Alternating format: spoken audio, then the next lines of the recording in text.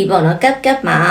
ဟိုတလောခေတ်စားသွားဗီဒီယိုထုတ်တယ်ပေါ့နော်တရုတ်ကဗီဒီယိုထုတ်တဲ့ application Ctanks နော်အဲ့ဒါလေးသုံးလို့ရနေပါပြီဒါပေမဲ့အရန်ကောင်းလားမကောင်းလားတော့ကျွန်မအရန်တော့ပြောတတ်ဘူးပေါ့နော်အဲ့တော့ तू ကဘာလဲလုပ်လို့ရလဲဆိုတော့စာရေးပြီးတော့မှဗီဒီယိုထုတ်ခိုင်းလို့ရတယ်ဒါမှမဟုတ်လို့ရှိရင်ဒီ motion လဲပြောင်းလို့တော့ရတယ်လို့ပြောတယ်ဒါပေမဲ့ကျွန်မပြောင်းကြည့်ရအဆင်မပြေသေးဘူးနောက်ပြီးလို့ရှိရင် photo to video လည်းပြောင်းလို့ရတယ်ပေါ့နော်အဲ့မှာတစ်ခုလုပ်ပြမယ်ဒီသူများထုတ်ထားတဲ့ video ကို reference ယူလိုက်တယ်ပေါ့နော် reference ယူပြီးတော့လို့ရှိရင်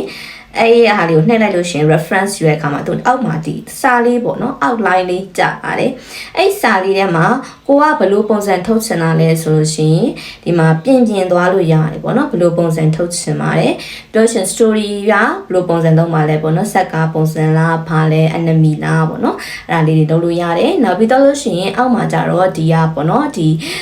ratio ကဘယ်လောက်ထားမှာလဲဥပမာကိုကဇက်ကြောင်းဆိုလို့ရှိရင် story teller ထည့်မလားပေါ့နော်နောက်ပြီးတော့လို့ရှိရင်အောက်မှာ outlineရကြတော့ဗီဒီယိုဘလို့ဒီမှာဆိုလို့ရှိရင် minute ဆိုလို့ရှိရင်3 minute တည်အောင်ရတယ်ဆိုပြောထားတယ်ဒါပေမဲ့ तू က minute များသွားလို့ရှိရင် credit ကုန်သွားမယ်ဒီမှာတော့ CapCut မှာတုံးတာဖြစ်တဲ့အတွက် CapCut Pro ဝယ်လို့ရှိရင် Pro ထဲမှာဆို credit တွေပါတယ်ပေါ့နော်အဲ့ credit ကိုသုံးသွားတာဒီမှာ CapCut Pro ဝယ်ချင်လို့ရှိရင်ဒီ Telegram Premium Agency နဲ့လေးဆိုတဲ့အကောင့်မှာသွားဝယ်လို့ရတယ်ပေါ့နော်အဲ့ဒီCapCut ထဲကဒီ credit လေးကိုနှုတ်သွားတယ်ပေါ့နော်ပြီးတော့လို့ရှိရင်အဲ့မှာ outline မှာဆိုလို့ရှိရင်သူကဒီကို reference ယူထားတဲ့ဟာကိုပြန်ပြောင်းရေးချင်တယ်ဆိုရှင်အဲ့ဒါလေးကို copy ယူလိုက်တယ်ပြီးတော့ရှင်ကျမကတော့ ChatGPT မှာသွားထည့်ပြီးတော့ရှင်ကိုကဘယ်လိုစက်ကြောင်းလိုချင်တဲ့အတွက်အဲ့စက်ကြောင်းပုံစံပြန်ပေးပါChatGPT ကပြင်ပေးတဲ့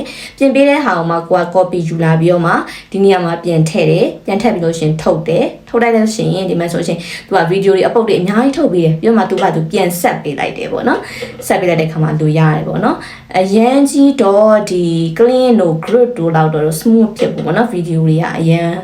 စင်ပြီးတော့အရန်မရှိသေးဘူးဒါမဲ့လို့ဒီလိုမျိုးသုံးလို့ရတယ်ဆိုတာလေးကိုလာပြောပြတာပါ